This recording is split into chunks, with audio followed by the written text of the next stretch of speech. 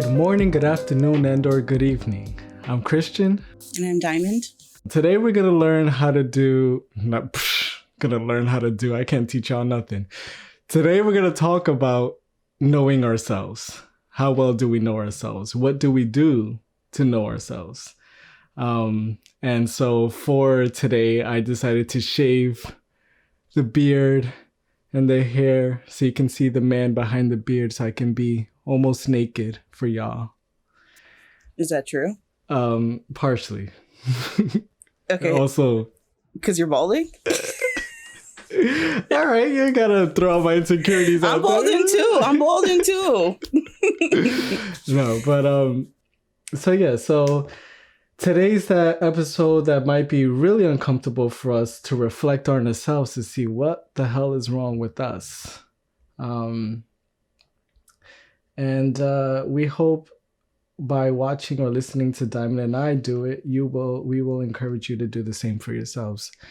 A lot of self-reflecting and introspection needs to be done regularly, I think, for us to make sure that our emotional intelligence is getting all the support and that it needs to flourish. So, Diamond, do you reflect on yourself a lot? On your insecurities, on your good things and your bad things? No.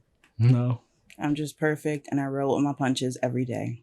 There you have it. It's just me that has problems. Okay, let's cut it out. End of episode. Everyone's perfect.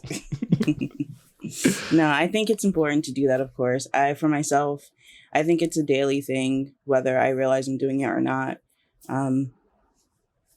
I don't want to say it's a struggle. Sometimes it can be a struggle, but oftentimes it's just reality of what I need to fix about myself. Mm-hmm. And I try not to, although it's personal, I try not to take it too personal and look at it as a opportunity to better myself, to be more productive. Do you do that? Self-reflect? I often? Do it too much, I think. And that's where it starts to become a little... Well, because what I do a lot is I ruminate on my insecurities or my flaws. And then I feel like maybe I'm not doing enough to take action. And I'm just stuck in my headspace.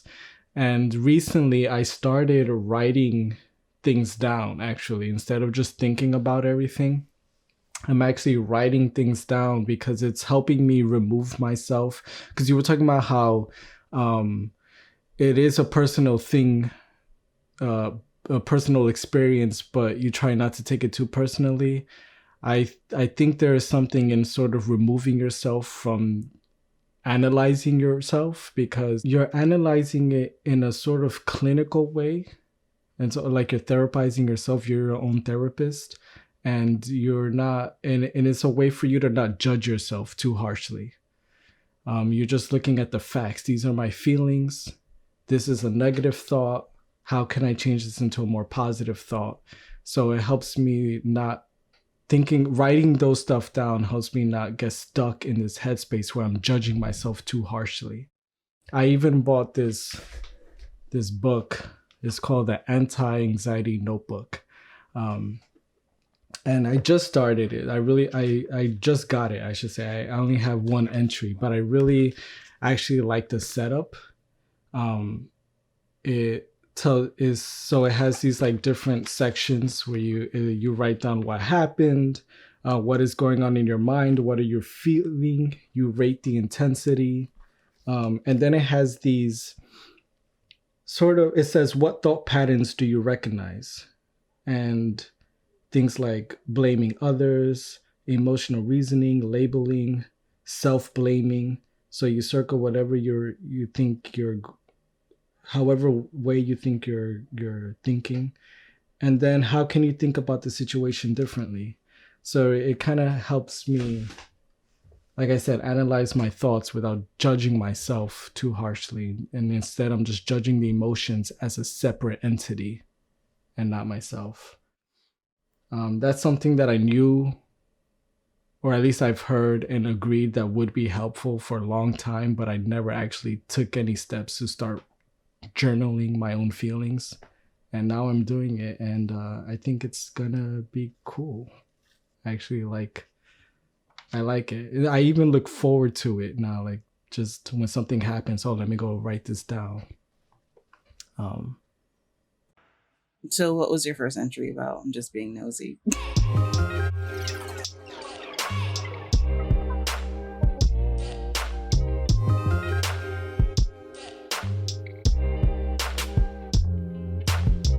So we asked a couple questions, and the first one we already went through about how often do you think about yourself. But I guess another one that we thought people should ask themselves are what are their insecurities or what are their problem areas that they need to work on.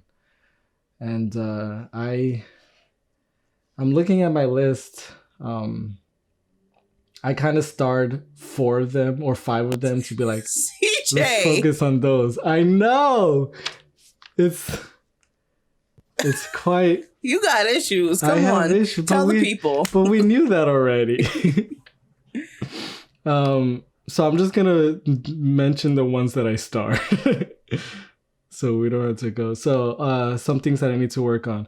I'm impatient. I feel like I have a victim mindset. I'm socially anxious. I'm irascible, and I'm insecure about my intelligence, my speech, my skills. So I feel like I have this sort of they call it avoidant personality disorder, where if I'm understanding correctly, you're avoiding social interactions or social situations because you don't have enough confidence in yourself. You feel inadequate, and you think that people are gonna they're gonna notice it and they're gonna judge you for it. And so to minimize that amount of critique, I'm okay with staying away from people. That's funny because in one of my psychology classes, I can't remember which one, but it had to have been my personalities and theories class. We very briefly touched on just that, but there wasn't like the notes that I read, there was no name to it yet because we didn't get that far, but it was all those traits that you listed. So that'll be interesting when we actually get to that chapter. You're like, oh shit, I know this person. I know exactly who this person is. So can you read through them again? Yeah. Victim mindset, impatient. What is, okay, this is what I want. Victim mindset. Can you give me an example of how you do that? So the victim mindset, I kind of feel like a lot of the times, I like, for example, my grandma, something very simple and trivial. When I go downstairs and I don't go downstairs at a certain time to eat, and she has expected me to be there at this time to eat lunch or this time to eat dinner, and I'm late, she'll say something like, "Oh, you're not hungry, apparently," or something like, "Why didn't you come downstairs?" I try to joke it off. I'm like, well, I'm downstairs now, or blah, blah, blah. But in my head, I'm like, why you asking? Why you have to ask me this? Why you have to grill me? Why, so that's sort of the victim mindset. Actually, there's I read something here. Here are 5 ways to recognize if you have a victim mindset. Most things have a negative tone to them. You ask yourself why a lot. You mull over things a lot. And you don't think very highly of yourself. You're your own worst critic. Your first emotion is always anger, and you're often resentful of other people's gains. So I say for the 5th one, I'm not usually resentful of other people's gains. I don't think at all, but like feeling angered a lot and just or annoyed or feeling attacked almost. And thinking to myself, why this person why this person had to say this, or why does this person always have to do this to me or say this to me? Why can't they just back off? That's sort of, I feel like, is the victim mindset that I have. My impatience, I think, goes kind of hand in hand with my easily angered trait. I think. And the sad part is that I feel that people closer to me will recognize my impatience more than strangers would. with strangers, I try to stay calm and be more patient. And so, because I don't want that confrontation. I don't want to cause a scene. But in my head, it's like I can, or again, I feel a lot of this. I could tell a story about my grandmother, but every time that I'm eating, she has to tell me why she made what she made and like how it's good for me and what it's gonna do for my health. And it'll be something that I've heard a million times because it's not like she makes something different every day. So I know why oatmeal is good for me in the morning. I know why I should eat eggs in the morning and da da da. And she has to just be all up in my face and tell me these things. And so in my head, I'm just like, I get it. Please just let me eat in peace. But of course, on the outside, I'm like, oh, okay, cool. But it's kind of, it's emotionally taxing. That's interesting because you just said that the ones closest with you would feel your impatience, but your grandmother, who you are pretty close with, wouldn't, because maybe you don't want to hurt her feelings, or you don't want to hurt her feelings. But because she's an old lady. I hurt my grandma's feelings. Listen, I know we different cultures, different grandmas, but look, I literally cannot listen to my grandmother does the same thing. She repeats. I couldn't do it. I'd be like, Grandma, you told me this yesterday. Oh dear. Like, it's okay. Just be mindful. Don't do that shit again. Don't let it happen again.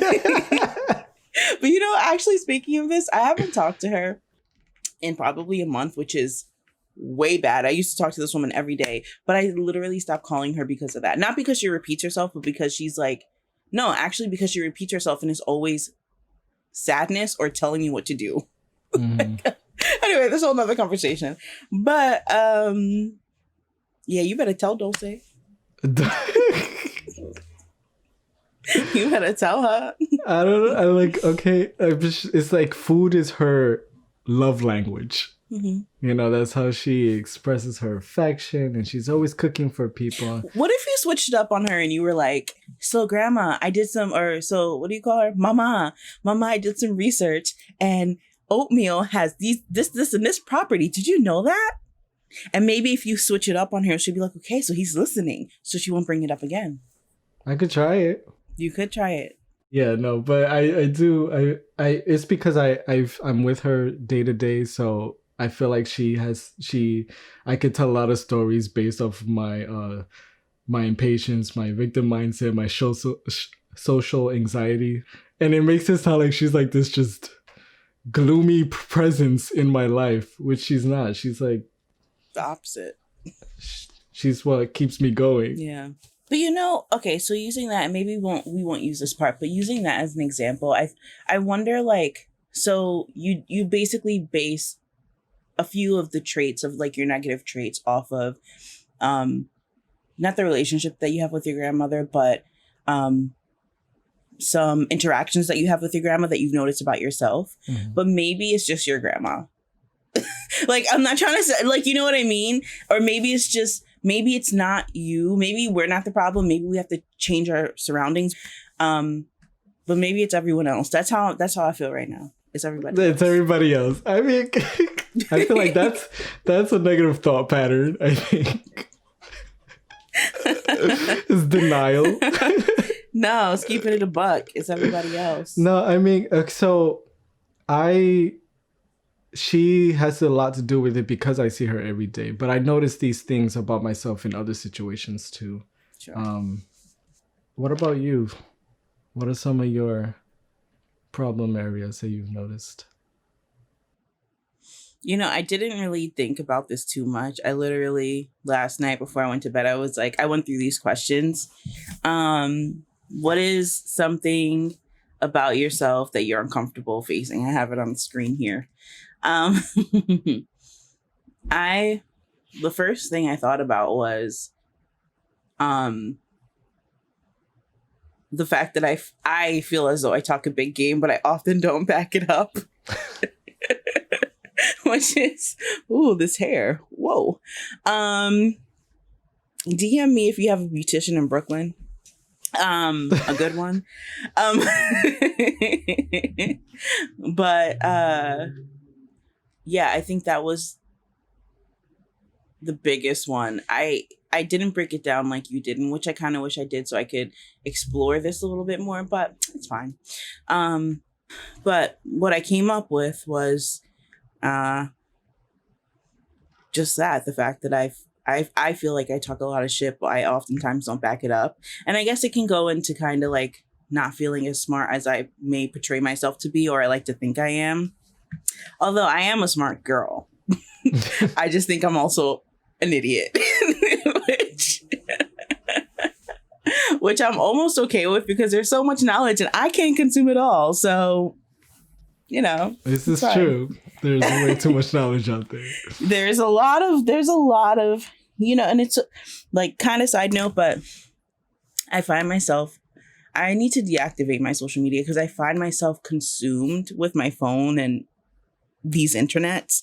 And I'm like, I'm consuming way too much unnecessary information. Like, there's just so much information out there. And I'm like, why do I need to see, like, why am I on Karen's Gone Wild? Like, what the fuck? Like, what? Anyway, going back to the actual question, yeah, I think those would be my two biggest things. I feel like I talk a lot of shit. I oftentimes reflect on like where I could have been if I actually did things that I wanted to do. I said I was going to do, let's say 5 years ago. I would have been way more advanced, right? But then I look at the opposite side of that and I'm like, okay, well, if I was doing that, I wouldn't have the intellect that I currently have. I wouldn't have the wisdom or the patience or anything. Like, I wouldn't have the traits that I have built because I didn't do that back then. I wouldn't have that now. So then back then I would have been like, just all out of sorts, which is probably why I didn't do it. Does that make sense? Like my back and forth connection. Yeah. So an example of this is, so folks who don't know, I'm in school. I think I might have mentioned that before, but I'm in school for my undergrad finally. And right after high school, when I first started college, I didn't take it seriously. I hated it. I partied all the time. I lived vicariously through CJ and our other mutual friend. That was like the college life that I didn't get to experience because I just wasn't interested in it at the time. So I avoided it, blah, blah, blah. Fast forward nearly 10 years later, and I'm in school now, and back then I wasn't getting good grades. I was just fucking around. And now that I have re-enrolled and I'm, older and more mature, my grades are a lot better. I made Dean's List 2 semesters back to back. I'm involved with student government. And it's actually kind of cool, kind of side note also, because my school, there's a lot of, how do I want to say this? I don't want to say older students, but that's what we are, older students. So that makes it a little bit easier to engage. Mm-hmm. But my point is, I would not be doing any of this. I wouldn't be engaged in my community. I wouldn't be engaged in school if it was 10 years ago. And I say that because I'm like, damn, I wish I did this 10 years ago, but I wouldn't have done it 10 years ago because I just wouldn't have. And then my second one would be, like I said, that I don't feel like I'm smart enough, just like you. Sometimes I don't feel like I add value to the conversation. I find myself oftentimes feeling, I don't want to say insignificant because that's not what I mean, but sometimes I feel like I devalue myself because I think people are smarter than me, and they're fucking not. They probably all feel the same way. Like, you feel the same way. Everybody probably feels the same way. We're all idiots, but we're all kind of smart because we have the internet, So I guess we just need to cut it out and put our best foot forward. Other than that, I'm like that bitch, so I ain't got nothing else to say. She that bitch. That's the wrap. Got the cameras. No, I'm kidding. Do you feel like What? you're making good moves to try to work through that, Through what or exactly? through your insecurities, like trying to help yourself feel better about them, or um, minimize the impact that they have on your thoughts? Mm, it's a good question. Do I feel like I actually work towards it? Sure. Um, I don't know how though.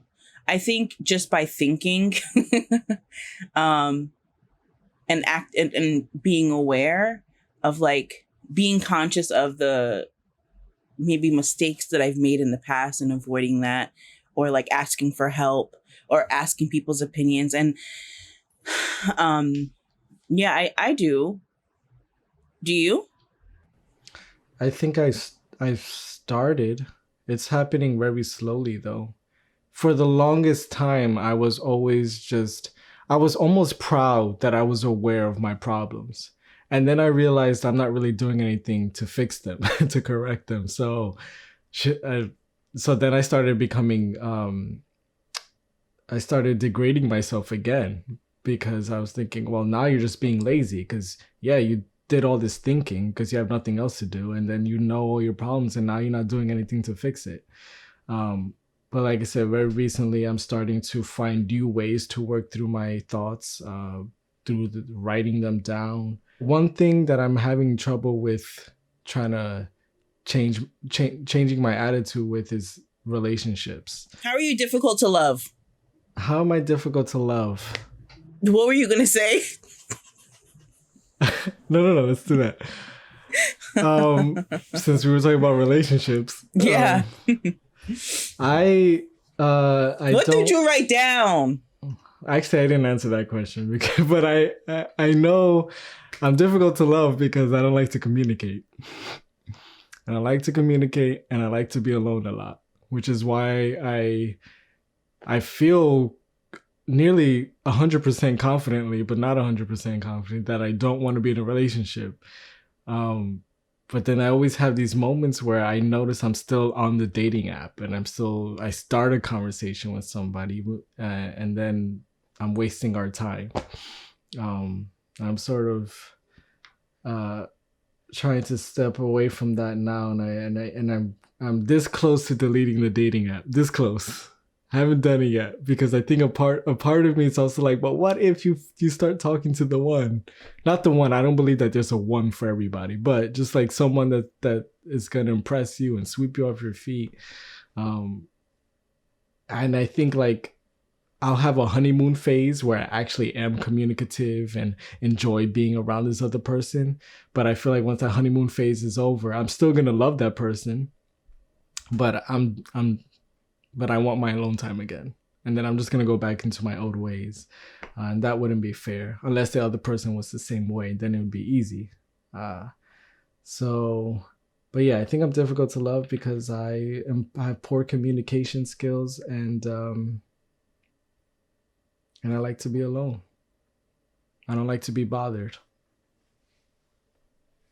I'm selfish. What about you? Yes, yes, yes. um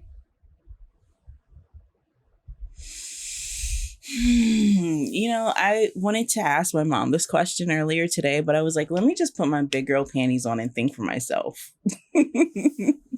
um I had trouble thinking about or answering this question.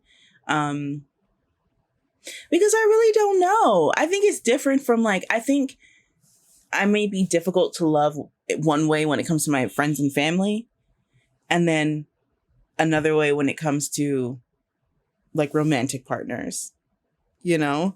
Um, with my friends and family, I think I'm difficult to love because I really don't. I really accommodate everybody. And I don't, let me not say that. That's not what I want to say. What I want to say is that the people who surround me love me for different reasons, and I love them, of course, for different reasons, that we add different values to, each other's lives.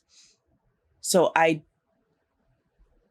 I think sometimes I can be difficult, but I don't think I'm ever difficult to love. But then when I'm talking romantically, I don't know. I really struggle with that because I really want to ask these people, like, what happened? Like, what happened? I think maybe if I just had to think off top, I think sometimes I can be cruel intentionally and belittling. And that's something that we've talked about recently, very recently. And I know that I can do that because after we had that conversation, I like look back to some of, because I'm on a couple dating sites too.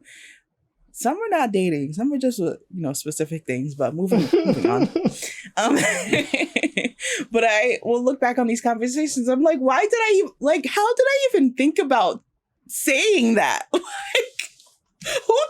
the audacity, just to be a bitch, like shut you up, shut you completely down, to make you like sit with yourself and be like, I should have never, like, let me just get off this app. You know what I mean? Like, that's how I want you to feel.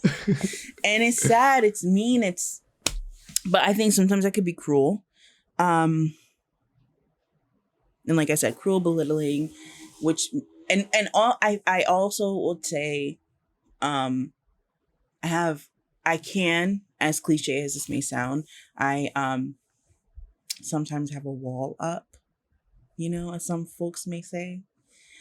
I have a wall. It's difficult for me to give people access to me, me, which makes it difficult to love me. The wall and being a bitch. I think those are the two big things, the two main contributors. I'm sure there are like a dozen other things, which I'm fine with. Yeah, I think those are my two things, and moving on. Staying strong. So there's this list. I think that was really sort of helpful for me to kind of put a name behind some of my, what they call cognitive distortions. So negative thought patterns. And again, for me, the writing things down or thinking about things sort of clinically is kind of helping me remove myself from my emotions so I can tackle them better. Because before, everything I was doing, just thinking about them, I was kind of living in the emotions. It's good to acknowledge them and allow yourself to have them, but I was staying too much in them that any attempt to change them was futile. So I like this idea of kind of giving things name and saying, okay, this is what I'm doing here, and this is what I'm doing here. So there's this doctor on YouTube that I actually started following, and I think she's great. Her name is Dr.Tracey Marks. So I'm going to put a link to her channel below. Is she paying us? She's helping the world, Diamond. Okay? Okay. Check her out, y'all. And she listed these particular cognitive distortions that so I'm gonna tell them, but I'm also gonna tell you which ones I think I have, and maybe you could sort of think about which ones you think you have. And I'd like our listeners and our viewers to think about that too. Just sort of listen to the list, maybe jot them down, and then later on just kind of think about what kind of automatic thoughts do you notice are happening a lot. So the first one is filtering, which is when you focus on the negative to the exclusion of the positive. And then there's black and white thinking. Here is where you think things are all good or all bad, and you can't see the middle gray area. This is very inflexible thinking. Overgeneralization. With this thinking, you exaggerate or take things to the extreme. Mind reading. With mind reading, you make assumptions about what's going to happen or you make assumptions about what somebody thinks. Emotional reasoning. This is when you believe your emotions are based in the truth, but emotions are not facts. They are your responses to facts. Should statements. With this, you overfocus on how things should be. You use words like should, ought to, and must. This creates unrealistic expectations and ultimately leads to disappointment, resentment, and failure. Catastrophizing. This is what involves expecting the worst case scenario for any given situation. This is a common distortion used with people who have health anxiety or panic attacks. And personalization. With this, you think everything is about you. So I feel like I do a lot of filtering, focusing on negative thoughts. I do a lot of mind reading. I'm always assuming what other people are going to think or say. Should statements. And I see that I notice that a lot when I'm thinking about relationships. You know, I'm saying, oh, I don't want to be with this person because they should be acting like this and they're not. And catastrophizing. Always thinking the worst is going to happen. Which is why I don't like confrontation. I always think it's always going to become some ugly battle or something. So for me, can you just quickly read through them again without the description? Actually, because I'm not going to remember them. Filtering was, remind me of that one. Focusing on the negative. For me, I think sometimes I do that. I try not to, though. I actively try not to. Mm-hmm. I try to see the pot. You know, I'm human, and we do this sometimes where we just focus on the negative. That's fair for anyone. But I do try not to do that. The black and white, no. I live in that gray space. What was after black and white? Overgeneralization. Tell me what that means again. That's exaggerating or taking things to the extreme. Oh, I do that in my brain all the time. Yeah, I do that quite often. Okay, what was next? Mind reading. Yes, often. Emotional reasoning. Remind me of that one. When you believe your emotions are based in truth, but emotions are not fact. Bitch, yes. Yes. Absolutely. Absolutely. I feel like that's something that you often tell me too, without saying maybe those exact words. Mm. What was the next one? Should statements. Mm-hmm. Mm-hmm. Catastrophizing. Damn.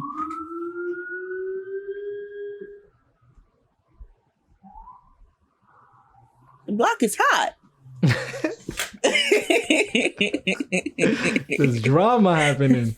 Like, damn, I gotta check my Citizens app. But yeah, I don't think I catastrophize too much. At least I don't think so. I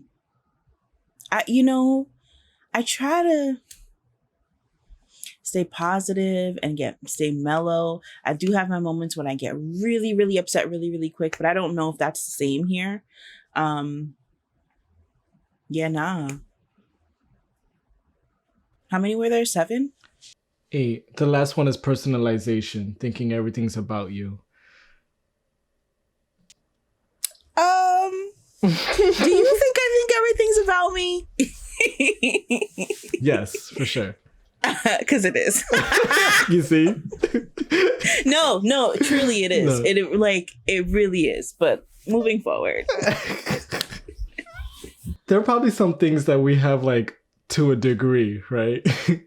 Or it depends on the situation. But for me, I feel like those 4, filtering, mind reading, should statements, and catastrophizing, is something that is, and maybe I'm overgeneralizing, but it's something that I do probably often, all the time. Like, that's an automatic thought. I sort of have a negative mindset, going back to that victim mindset. But how do we stop these negative thoughts, Diamond? We go into a coma. No, we A part of deconstructing our negative thoughts and helping ourselves change them and change our habits and the way we think is we have to believe that we can change. If we don't believe that people can change, then all these exercises will sort of be for nothing. And I think we've had this conversation before a couple of times, but do you think that people can change? I'm trying to remember what I said, but I Maybe you don't think think it differently matters. now. Yeah, I don't think it matters because whatever. It's what I thought before. Do I think people can change? Yes and no. I think I think people can do better. I don't think you can change the essence of who you are, but I think you can make better decisions.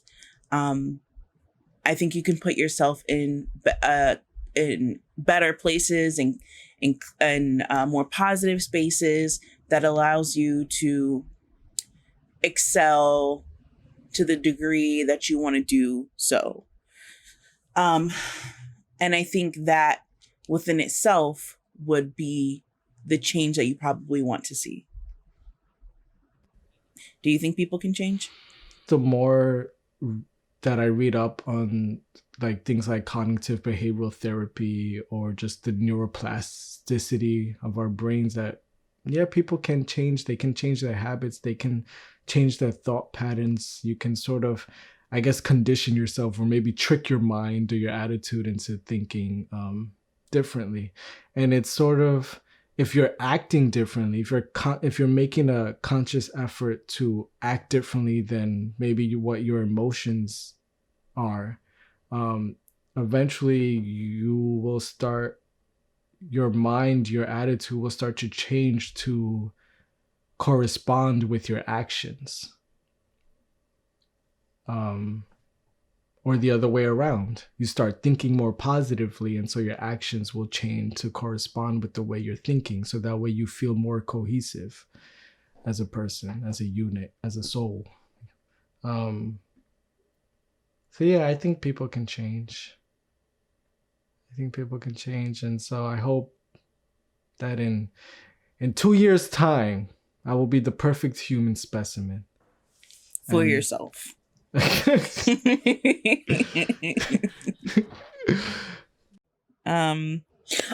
was watching this video.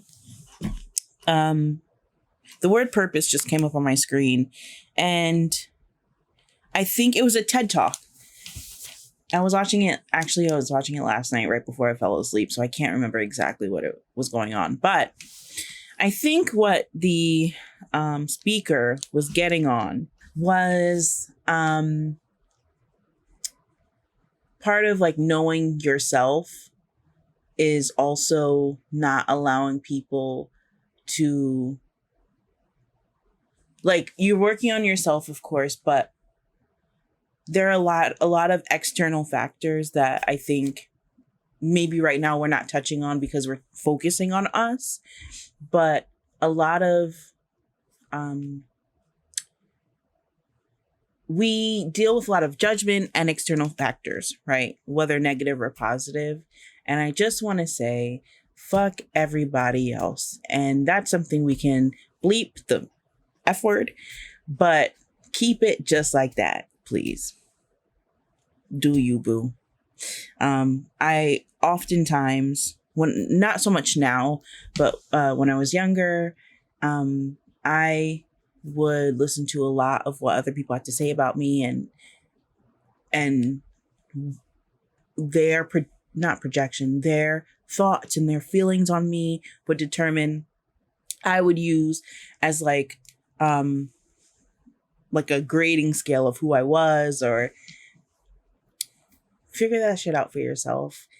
And I think I said this in a previous episode, but like, don't be afraid to cut people off. Don't do it prematurely, but also don't not do it because you're afraid, because it's in direct conflict with knowing yourself. Mm-hmm. Does that make sense? Mm-hmm. Yeah. It's like a So lot of static noise listening to other people. yeah, you can't do that. You can't base who you are off of other people's judgments of you. And I did that for a long time. I got my self-worth from a lot of external factors, which literally makes no sense. Literally makes no sense. So I just want to say, as always, take people's words into consideration, but also be mindful of those people. Make sure they're worth it. That's true. There could be people that just talk shit. Yep. There could be people who themselves are negative thinkers, so all they see is the negative stuff. And then when you hold those opinions highly, you devalue yourself. I think what you said is take their words into consideration. I think it's still important to sort of I agree. I think it's important to listen to what people do say about you, but to sort of assess what they're saying in a scientific way almost. Listen, hear them out, and then go back and write it out. Think about, okay, this is what this person said about me, that I do this, this, and this. And then figure out if that's true. Try to think about other scenarios in which you may have done that. And maybe they're just speaking out of their ass, or maybe they're saying something honest about you that you needed to hear, because sometimes we don't see everything about ourselves. We have blind spot even for ourselves.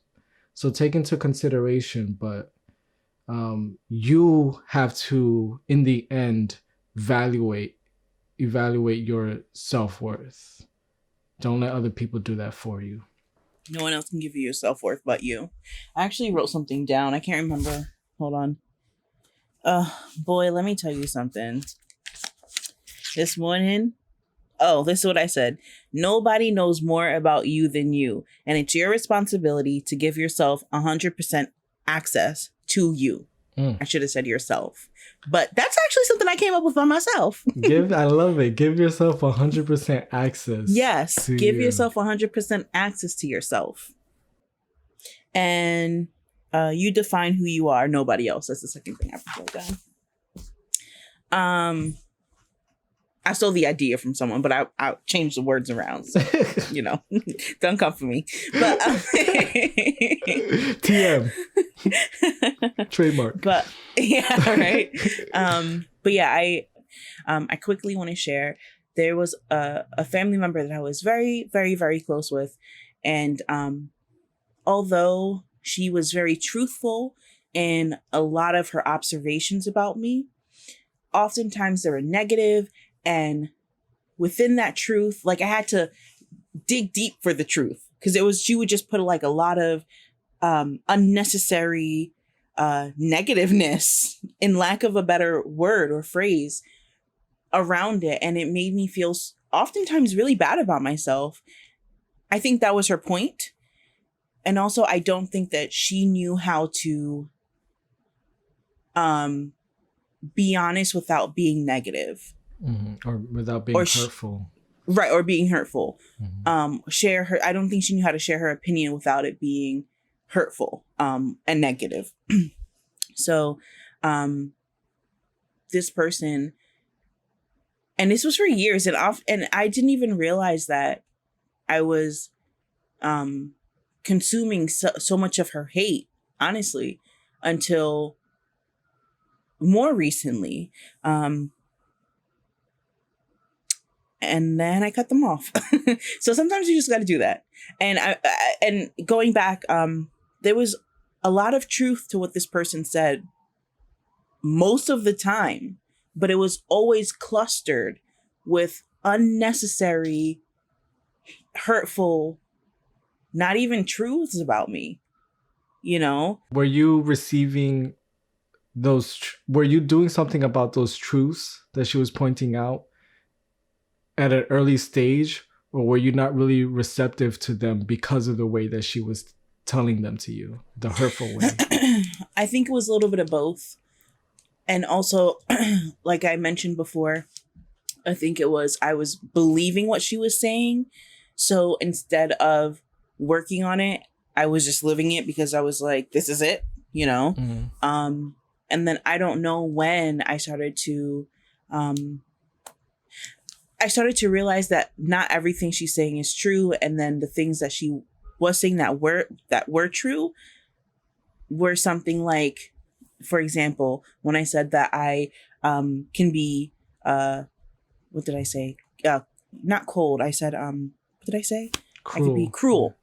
She said that towards men, right? She was like, the reason why you're single is X, Y, and Z. And then you're mean. And then you gotta lose weight. And I'm just like, okay, cruel. I'm cruel. I know this now, you know? So, I mean, and that's still something I'm working on all these years later. But, sure. To answer your question, once I learned the difference between her being mean and then sifting through her shenanigans to get the truth about myself, that's when I was like, okay, not only she's saying this, but I'm hearing this from other people. So it's probably something that I should work on. Yeah, so there's that. Okay, so I guess the last question we can ask is the one that we had on, we posted, which is, what is your most positive trait? Okay, so CJP. Would you mind if we answered each other's most positive traits? Because it would be easy for me to think about yours and harder for me to think about mine. Make me look good. I think your most positive trait is that you are very quick to help people in need. It's like, it's just an instinct. It's automatic. You just have this propensity to just throw yourself into the thick of things to help people when they really need it. And it's something I really admire about you. But don't ask me for nothing. Let it happen organically. But in the previous episode, she was like, but if you're in a toxic relationship and you need help, contact us. Me, because CJ does not care. Listen, I got my own problems. Yeah. Okay, cool. Thank you. So for you, a positive, what is your most positive trait? Why don't you answer this question about yourself? I'm interested to see what you think about yourself. You already know what I think about myself, that I'm that bitch. No. Okay. So, what is my most positive trait? This is another one that I didn't really give too much thought about. I was going to say that I was honest, though. That was my, or genuine, I think. I don't think I'm one of those love me or hate me type of people. I think you can either love me or hate me, but I also think that some folks would be like, she's all right. You know, she's cool. And, okay, so it was two things. So I'm trying to connect them. So, it was that I, am okay. You know, I'm just like a cool being. And then the second thing was that I'm honest with myself and with others. I think for the most part, if you ask me something, I will do my best to answer you honestly. Not do my best, I will answer you honestly. And I try to be honest with myself. So honesty, I'm honest. Honest. She's an honest person. Cool. Yeah, honest. Not Abe, honest diamond. Honest diamond. So now I'm going to tell you what I think your best trait is, and then you'll tell me what you think your best trait is. Because we're not avoiding this. With your bald head ass. You're not avoiding this. I was trying to pretend that I froze on Zoom. Yeah, no. So, CJ's most positive trait is that... Does it have to be one? Are you stalling? No. I was going to say that that you're an excellent listener, and sometimes you give unsolicited advice, but you're a great listener, and your advice is oftentimes not what I want to hear, but what I probably need to hear. And that's a positive trait. And I think you do that with, everybody else. So what's a positive that you think about yourself? A positive trait about me is that Are you stalling? You're being cruel right now. A positive trait about me is that I don't hold grudges. I don't hold grudges. I don't like to focus a lot of my energy in staying mad at people. Like, there'll be certain things about people that get me angry.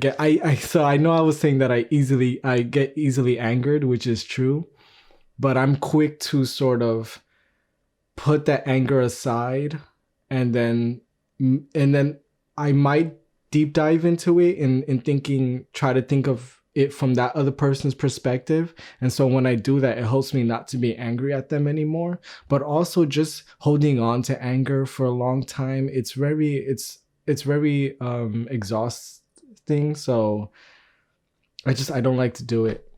And if someone wrongs me, I'm probably I don't need to take a lot of time before I'm okay with talking to that person again and just being around them, and sort of if we're trying to have a relationship, I'm okay with trying to have a relationship. I'm not going to hold on to some grudge. Yeah, I think that's I get angered easily, but I don't hold on to it for long. So to wrap things up, really quickly, I just want to go back to like ways that we could fight our negative thoughts. So it's important to when you realize, when you're catching yourself thinking negatively or finding yourself doing habits that are not felicitous to your life, to your day-to-day, to your relationships with other people, pause, take a moment, deconstruct exactly what it is you're feeling, sort of take a more clinical view, so that way you're not so attached to the emotion. Acknowledge it, you're having it, and it's okay to have these emotions. It doesn't mean you have to act on them. And I would really recommend starting a journal, thinking about meditation and relaxation exercises. Relaxing helps your body sort of not be tense, and that helps you think more clearly, whereas meditating is more long-term, and it's exercises that help develop healthier thought patterns and habits. And yeah, and you know what? I actually wrote this down in my notes, something that you said earlier, so I'm glad that you brought it up. But just to reiterate, don't rely on others to boost your self-esteem. Rely on yourself to boost your own self-esteem, and that will attract positive people around you. Because when you're depending on other people to help you feel better about yourself, you're leeching on them, and that's going to be exhausting for them, and they're going to start to pull away from you. So rely on yourself, give yourself affirming thoughts. And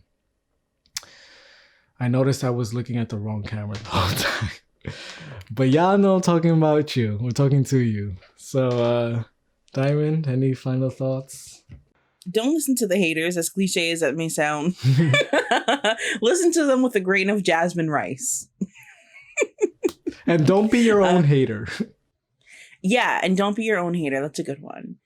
And just be self-aware, self-reflect, figure out what that means to you, because it may look different to other, it's different to different people. And you're great. You're doing awesome, honey. Stay healthy and stay out these streets, because this is still coronavirus season, and get tested. That shit is uncomfortable, but you need to do it. That's it. I'm out. Done. Peace. 1, 2, 3, 4. Like, Peace bye. out. 1, 2. Smash the camera. I'm kidding.